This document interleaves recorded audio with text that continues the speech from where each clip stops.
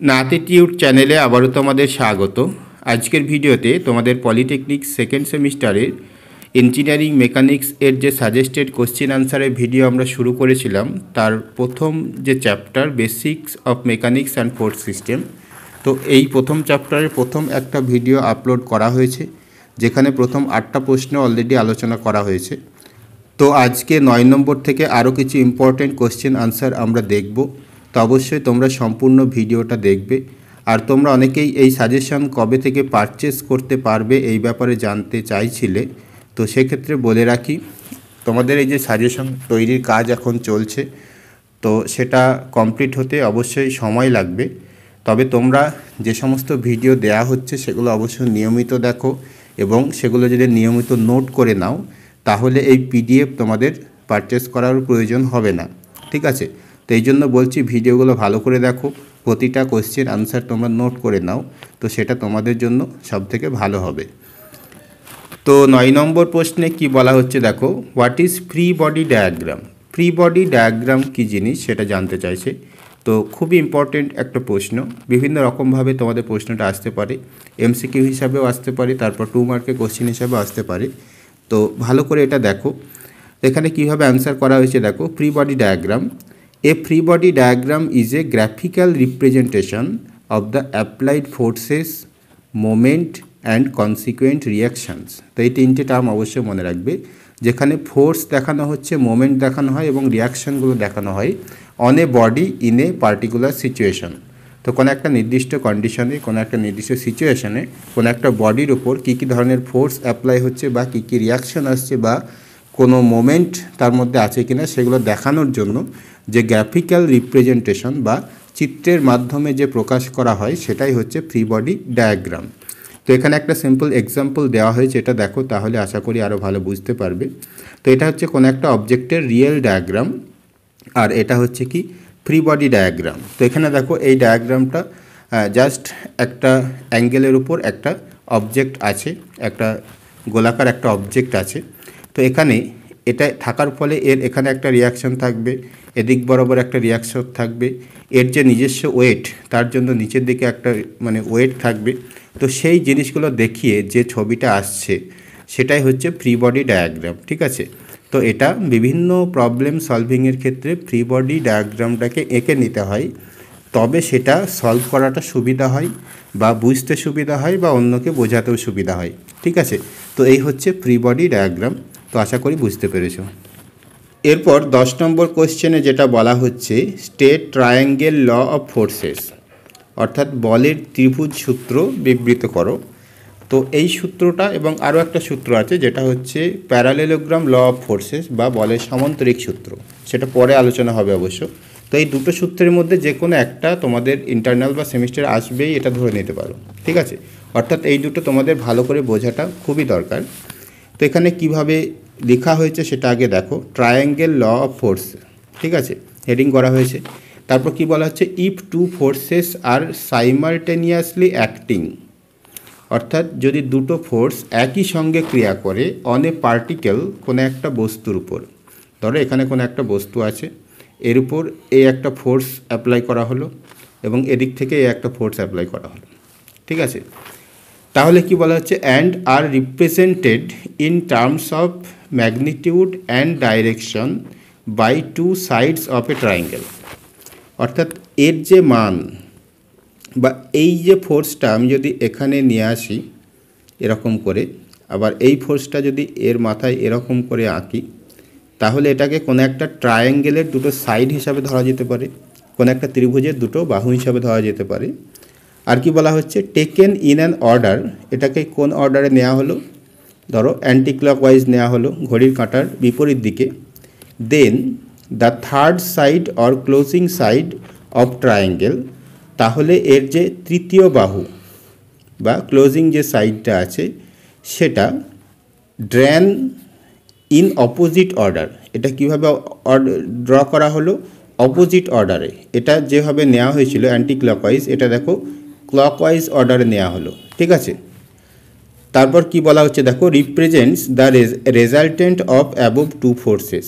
তো এই বাহুটা এই দুটো ফোর্সের রেজাল্ট্যান্টকে রিপ্রেজেন্ট করে বা লব্ধি বলকে প্রকাশ করে, ঠিক আছে, in terms of magnitude and direction, এর মান এবং দিক দিয়ে, মানে দিকের দিক থেকে, অর্থাৎ এই বাহুটার যে মান বা এই বাহুটার যে দৈর্ঘ্য সেটা এর রেজাল্টেন্টের মানকে বোঝায় এবং এর যে দিক সেটা হচ্ছে সেই রেজাল্টেন্টের ডাইরেকশনকে বোঝায়, ঠিক আছে।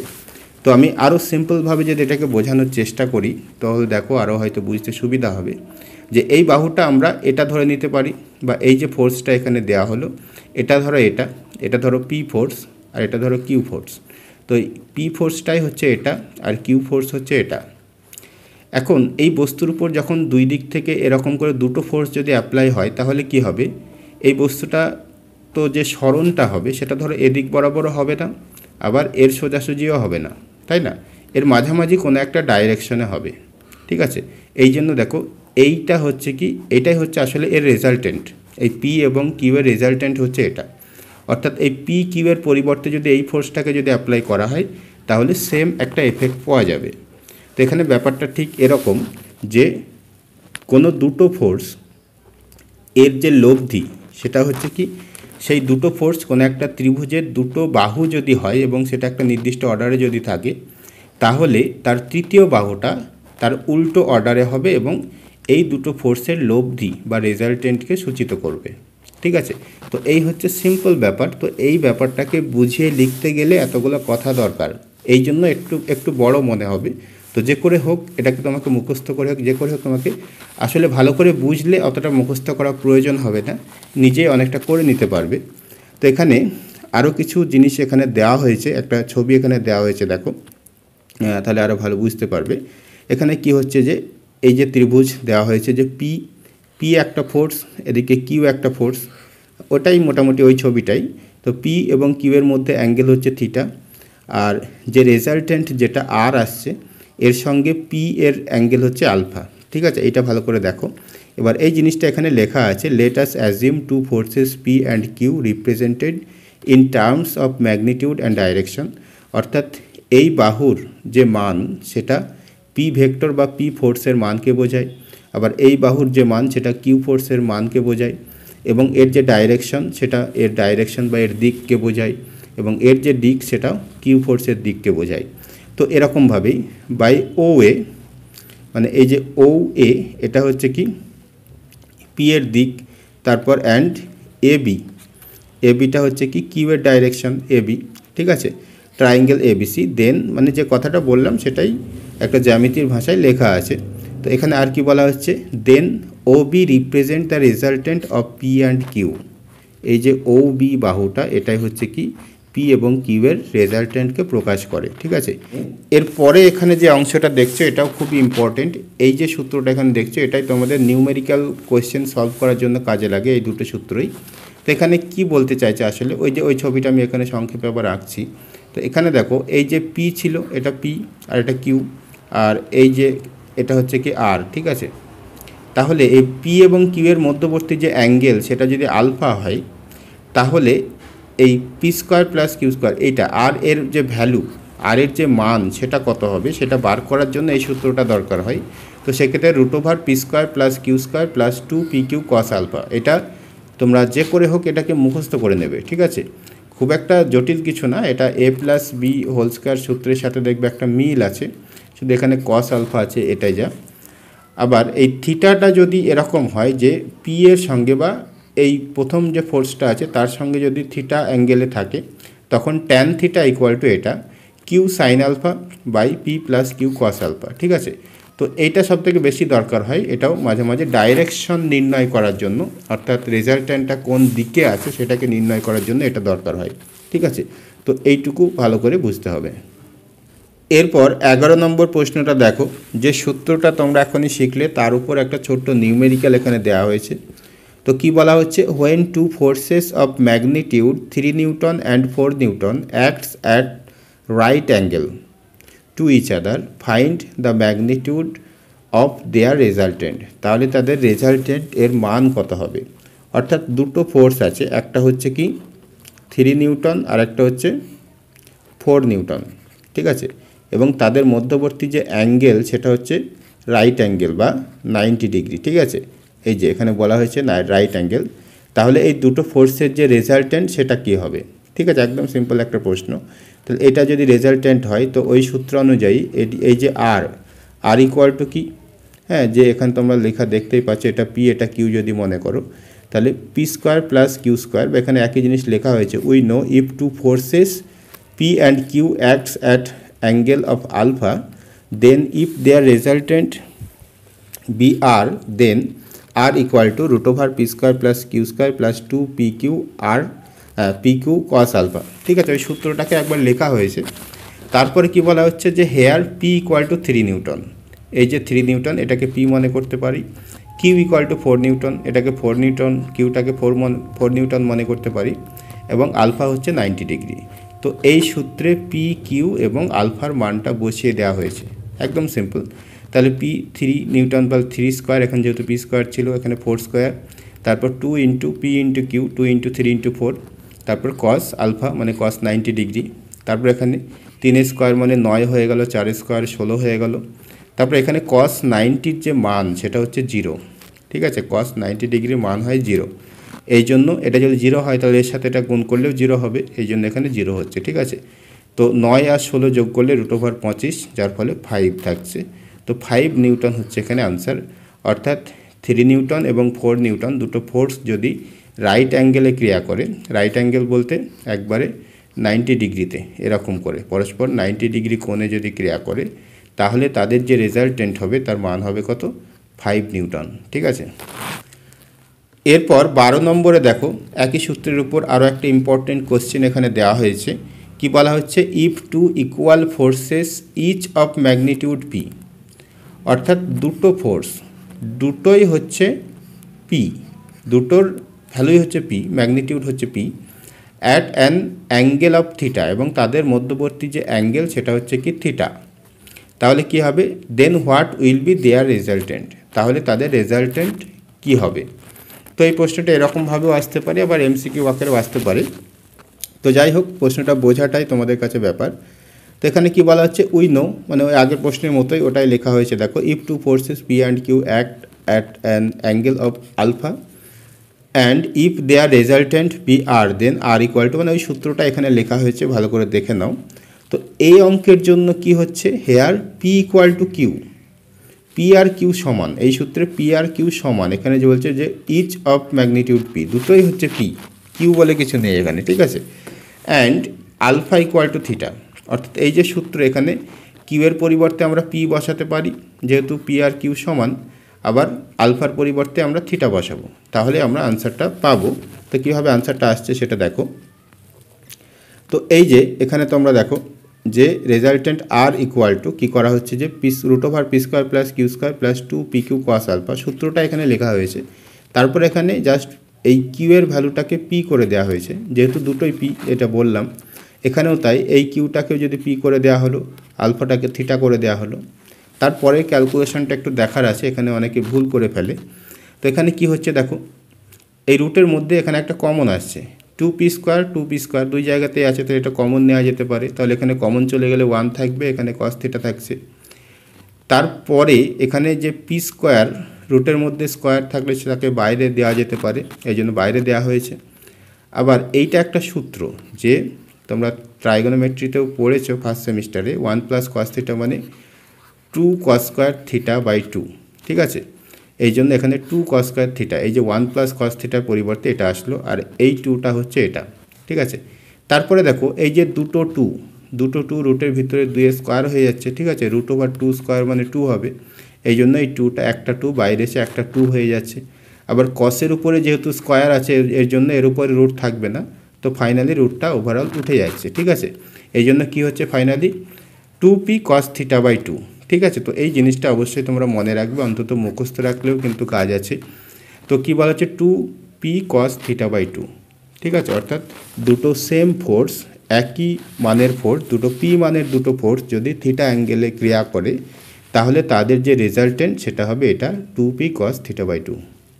এরপর 13 নম্বরে যে প্রশ্নটা আছে দেখো কি বলা হচ্ছে, the line of action of resultant of two unlike parallel forces lies তো এই প্রশ্নটা বোঝার আগে দুটো জিনিস তোমাদের বুঝতে হবে। একটা হচ্ছে কি লাইক প্যারালাল ফোর্স, ঠিক আছে। লাইক প্যারালাল ফোর্স কী জিনিস, যে দুটো সমান্তরাল দুটো ফোর্স যদি একই ডাইরেকশনে যায়, দুটো দিক যদি সেম হয়, দুটোই দেখো নিচের দিকে দেখাচ্ছি আমি, তাহলে এটাকে বলা হবে লাইক প্যারালাল ফোর্স। আর যদি এরকম হয় যে একটা হয়তো উপরে আছে একটা নিচে আছে, তখন তাদেরকে বলা হবে আনলাইক প্যারালাল ফোর্স। তো এখানে আনলাইক প্যারালাল ফোর্সের কথা বলা হচ্ছে। The line of action of resultant of two unlike parallel force, এই দুটো আনলাইক প্যারালাল ফোর্সের ক্ষেত্রে এদের যে রেজাল্টেন্ট তার লাইন অফ অ্যাকশনটা কোন দিকে হবে। তো এখানে অ্যান্সারটা আমি ডাইরেক্ট বলছি, আলোচনা করছি। অপশান সি হচ্ছে এখানে answer, in the line of action of larger force, ঠিক আছে। তো আমি একটা সিম্পল কনসেপ্ট দিয়ে একটা বোঝাই, তারপর আমি এক্সপ্লেনেশনটায় যাচ্ছি। যে ধরো এখানে একটা ফোর্স আছে, তো এদিক থেকে যদি কেউ ধরো 8 নিউটন ফোর্স অ্যাপ্লাই করলো, এবং এদিক থেকে তার উল্টো দিক থেকে 3 নিউটন ফোর্স যদি কেউ অ্যাপ্লাই করে, তাহলে ফাইনালি এই বস্তুটা কোন দিকে মুভমেন্ট হবে, এদিকে হবে, তাই না। ফাইনালি এর উপর যে নিট ফোর্স সেটা কত হচ্ছে, 8 - 3, অর্থাৎ 5 নিউটন ফোর্স আসলে ক্রিয়া করছে তার উপর। যেহেতু 3 নিউটন এখানে মাইনাস হয়ে যাচ্ছে, একদম উল্টো দিকে আছে। তবে এটা তখনই সম্ভব এটা যদি একবারে উল্টো দিকে থাকে, ঠিক আছে। অর্থাৎ এদের মধ্যবর্তী যে অ্যাঙ্গেল সেটা হচ্ছে 180 ডিগ্রি, ঠিক আছে। তো এরকম কন্ডিশন যদি হয়, তাহলে এই যে 8 নিউটন ফোর্স যেটা লার্জার ফোর্স, তার যে ডাইরেকশন সেটাই হবে সেই রেজাল্টেন্টের ডাইরেকশন, তাই না। তো এই জন্য কী বলছে, লার্জার ফোর্সের দিকেই লাইন অফ অ্যাকশনটা হবে। এরপর এর যে এক্সপ্লেনেশনটা দেওয়া হয়েছে ম্যাথমেটিক্যালি, এখানে কি বলা হচ্ছে দেখো, explanation, let the angle between larger force and resultant is theta. এই কথাটার মানে কি, যে লার্জার ফোর্স মানে যেটা বড় আছে দুটো ফোর্সের মধ্যে, সেটাকে আমি ধরলাম এটা, আর এটা হচ্ছে ছোট, বা এই পিটা হচ্ছে বড়, কিউটা হচ্ছে ছোট, এরকম ভাবতে পারো। তো সেক্ষেত্রে ব্যাপারটা কীরকম হচ্ছে, এদের মধ্যবর্তী যে অ্যাঙ্গেল রেজাল্টেন্ট যেটা, এই যে রেজাল্টেন্ট এবং পি বা লার্জার ফোর্সের মধ্যে যে অ্যাঙ্গেল সেটাকে থিটা ধরে নেওয়া হলো, ঠিক আছে। আর সূত্র অনুযায়ী পি কিউ এর যে অ্যাঙ্গেল সেটা তো আলফা থাকছেই, ঠিক আছে। তো এবার ওই সূত্রটা এখানে লেখা হয়েছে যে tan theta equal to Q sine alpha by P plus Q cos alpha, যেটা একটু আগে আমি দেখালাম, সেই সূত্রটা এটা। তো এখানে কি বলা হচ্ছে, here alpha equal to 180 degree, alpha equal to 180 degree for unlike parallel forces. যেহেতু প্রশ্নে বলা হচ্ছে এরা হচ্ছে আনলাইক প্যারালাল ফোর্স, অর্থাৎ একটা ফোর্স যদি এদিকে থাকে আর একটা ফোর্স তার উল্টো দিকে আছে, বা এটাকে যদি আমি এখানে আঁকি তাহলে আর ভালো বুঝতে পারবে, এরকম আনলাইক প্যারালাল। তাহলে ব্যাপারটা কি হচ্ছে, এদের মধ্যবর্তী যে অ্যাঙ্গেল সেটা অবশ্যই 180 ডিগ্রি হবে, এই জন্য এখানে আলফা ইকুয়াল টু 180 ডিগ্রি। তো এই সূত্রটায় আলফার মান যদি 180 বসিয়ে দাও, তাহলে দেখো এই যে সাইন 180 ডিগ্রি আসছে, সাইন 180 ডিগ্রির মান হচ্ছে 0, ঠিক আছে। সাইন 180 ডিগ্রির মান হয় 0, এই জন্য এখানে এটা উপরে যদি 0 হয়ে যায় তাহলে নিচে আর দেখার দরকার নেই, পুরোটাই 0 হয়ে যাবে। তার মানে ট্যান থিটা ইকুয়াল টু 0 আসছে, ট্যান থিটা ইকুয়াল টু 0 আসলে থিটা ইকুয়াল টু 0 হবে, ট্যান 0 মানে 0 হয়। তো এখানে তাহলে বুঝতে পারছো থিটা ইকুয়াল টু 0 মানে কি, এই অ্যাঙ্গেলটা আসলে নেই, এই যে রেজাল্টেন্ট সেটা আসলে এর উপর ওভারল্যাপ করে যাচ্ছে, ঠিক আছে। এই জন্য এটা সেম ডাইরেকশন হবে, কার সাথে সেম ডাইরেকশন, যেটা লার্জার যে ফোর্সটা আছে, বড় যে ফোর্সটা আছে তার সাথে সেম ডাইরেকশনে থাকবে। এই জন্য এখানে বলা হচ্ছে so the resultant lies in the line of action of larger force. তো অ্যান্সার হয়ে যাচ্ছে কি অপশান সি, ঠিক আছে। তো এখানে আরেকবার দেখেও নিতে পারো প্রশ্নটা, এই যে option C, in the line of action of larger force. এরপর 14 নম্বর প্রশ্নে বলা হচ্ছে হোয়াট ইজ রিজিড বডি।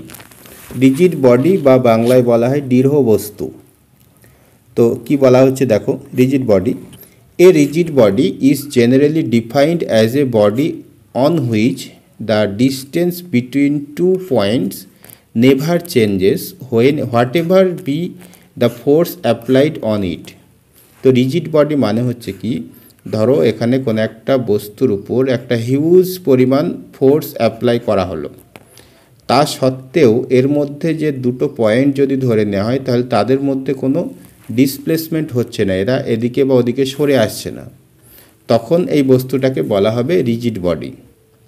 বা আরও সিম্পলি এই ডেফিনেশনটা দেওয়া হয়েছে দেখো, or in other words It can be said that the body which does not deform under the influence of forces is known as rigid body. তো এই ভাষাটা আরও সিম্পল লাগবে তোমাদের কাছে, যে কোনো বস্তু যতটাই ফোর্স সেখানে অ্যাপ্লাই করো না কেন তার কখনো ডিফরমেশন হবে না, তার কোনো বিকৃতি হবে না, ঠিক আছে, সেম একই আকারেই থাকবে। তো সেটাকে রিজিড বডি বলা হয়। তো এই কথাটা শুনে তোমারই মনে হবে যে বাস্তবে এটা কখনোই সম্ভব না। সে যত শক্তিশালী বস্তু হোক না কেন তার উপর যদি অতিরিক্ত ফোর্স অ্যাপ্লাই করা হয় তো একটা সময় সে অবশ্যই কিছুটা সংকোচন অবশ্য হবেই, ঠিক আছে। তো এখানে আরও কিছু কথা দেওয়া হয়েছে, এটা একটু দেখো কি বলা হচ্ছে, যে as in real life no substance is rigid. তো বাস্তবে কোনো বস্তুই 100% রিজিড হয় না। One general real time example of rigid body, তো জেনারেলি যেটাকে ধরা যেতে পারে রিজিড বডি হিসাবে বা দৃঢ় বস্তু হিসাবে, ইজ এ বল বিয়ারিং, যেটা যে কোনো গাড়ির অ্যাক্সেলে থাকে বল বিয়ারিং, হার্ডেন্ড স্টিল, খুবই শক্ত স্টিলের যে বল bearing, is a good example of rigid body, ঠিক আছে। তো এটা একটা এক্সাম্পল হিসাবে দিতে পারো। তো এই হচ্ছে ব্যাপার রিজিড বডির কনসেপ্ট। এরপর 15 নম্বর প্রশ্ন দেখো, যেটা একটু আগে আমি আলোচনা করছিলাম ট্রায়াঙ্গেল ল অফ ফোর্স আলোচনা করার সময়। তো এখানে কি বলা হচ্ছে, state parallelogram law of forces, অর্থাৎ বলের সামান্তরিক সূত্র, ড্র স্কেচ টু এক্সপ্লেন।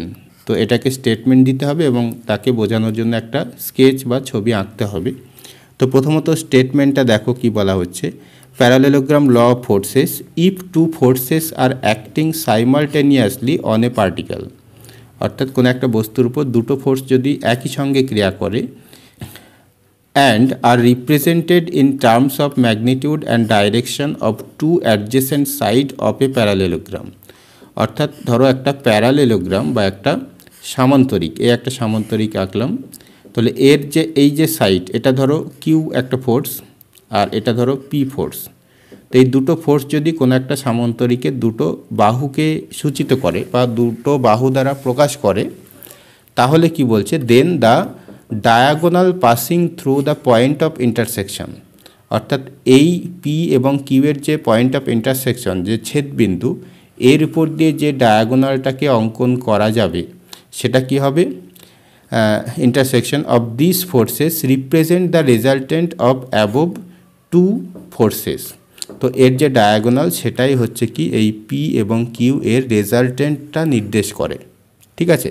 তো একদম সিম্পল কনসেপ্ট, যে কোনো একটা সামান্তরিকের দুটো বাহু যদি দুটো বলের মান এবং দিক নির্দেশ করে, তাহলে সেই দুটো বাহুর ছেদবিন্দু দিয়ে অঙ্কিত যে ডায়াগোনাল বা যে কর্ণ, সেই কর্ণটাই তাদের, অর্থাৎ এই দুটো ফোর্সের রেজাল্টেন্টকে নির্দেশ করে, ঠিক আছে। এটা হচ্ছে একদম সিম্পল ভাষায় কথাটা, তো সেটা এখানে লেখা হয়েছে।